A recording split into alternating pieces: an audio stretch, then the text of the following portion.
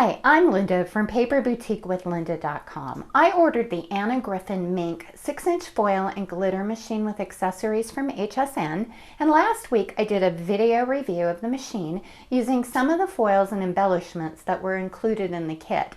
Today I want to show you a technique I discovered that works a little like Anna's foil pen. I don't own her foil pen, but I have a feeling that this technique will be very similar. Then I want to demo how I get the best results using Anna's toner sheets with the Cricut Explorer. Well, let's go ahead to our first technique. For this technique, I use the Zig two-way glue pen, and I want to get a close-up on the point.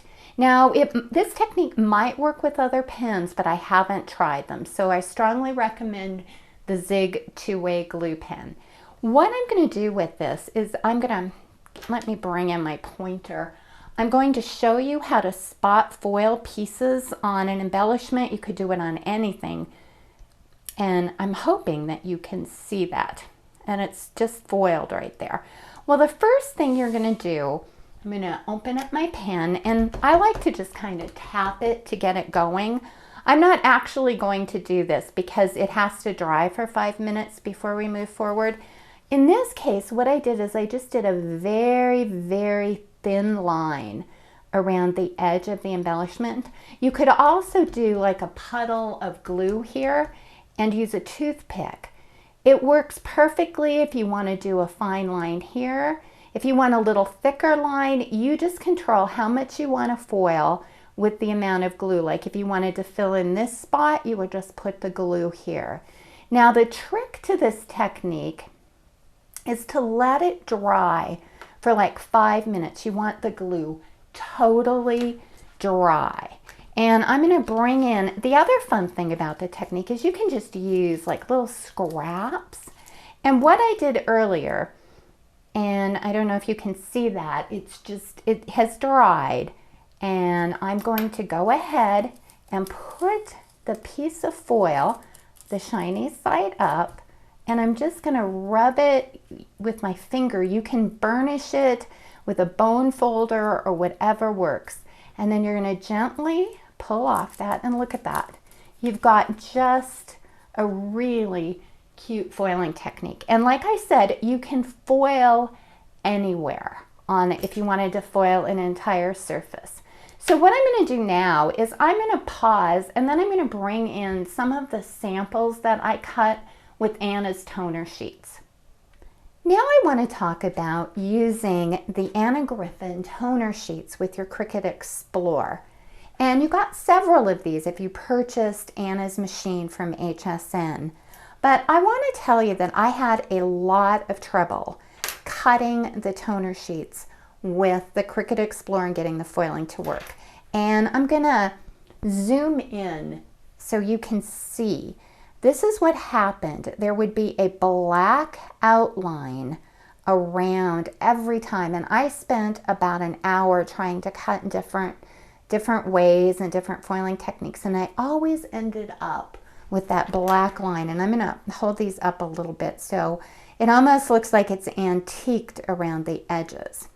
Well, I was getting pretty frustrated, but then luckily I was able to talk to Cara Miller from Cricut University, and she suggested, rather than using the clear carrier sheets that came with the kit, to make your own carrier sheets out of paper. And she used copy paper, but I found even a better result when I used a laser paper, which is just a little bit thicker. My friend Donna also suggested something that worked really well, and that's taking this toner paper, and when you put it on to your Cricut mat, put it face down. That's a technique that we've used in the past with white core paper. It worked beautifully. So the end result, let me just show you what I did, and then I'll show you the result. I went ahead and put the toner sheet upside down on my Cricut mat. I cut it on cardstock light +1. And then I used the laser paper, and I'll demo this in a minute. And I ran it through the machine, the Minc machine, on a setting of 4, and I ran it through twice. Now, literally after a few hours of trial and error with this, this worked almost immediately. This is the first one I did, and I'll zoom in so you can really see this. This is, I don't think there's hardly any black on this at all. It's almost perfect coverage. And let me hold this up this way too. It's almost perfect coverage. Now this was cut with the toner face up.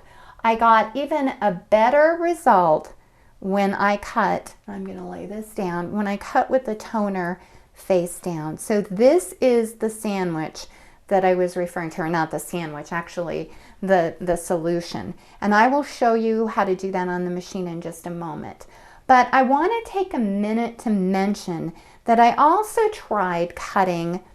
I made a sheet using a Hewlett-Packard printer, and I turned the toner sheet face down. Now, a word of caution, that by far gave me the best result.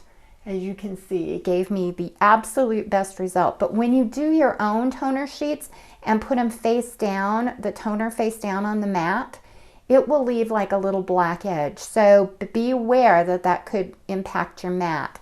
The other thing I did, and I'm going to move this off of here, is I went ahead and cut it out of the Hewlett-Packard sheet, printer sheet, laser printer sheet that I made, and I did it face up. But you can see there's just a little black. So once again, the best result is placing that toner sheet face down. And by face down, I mean here's Anna's toner sheet, face down. And the toner sheet I made using the Hewlett-Packard machine, the HP machine, also face down. Well, at this point, I'm going to pause and plug in the Minc machine and show you actually how I did this last step. Well, I went ahead and preheated the Minc machine. I set it on 4, and let me just show you what I cut out of the Cricut. This was cut using the toner sheet face down, and you can see there's very little white around it. The setting I used on my Cricut Explorer was I set it to cardstock light +1, and then it was, the toner sheet was like this on the mat, and then I cut that out. For a carrier sheet, I'm just using a piece of laser copy paper, and it's a little bit heavier than copy paper. What I'm going to do is go ahead and put this in, and I know I'm wasting a little bit of this sheet, but I'm going to just go ahead and lay that. You want to make sure that it's really smooth. The other thing you want to make certain of is that you get it centered in the machine, and then let the rollers grab it. And it takes about 10 or 15 seconds. And I've repeatedly gotten a good result. This is, let me just hold this up while we're doing that. That is an example of using the Cricut to cut, and then this setting on a 4. Now it's going to run through once, and in a lot of videos you'll see that they've only run it through once, but I have not had good luck with that. So I'm going to run it through again, and once again it's on a setting of 4.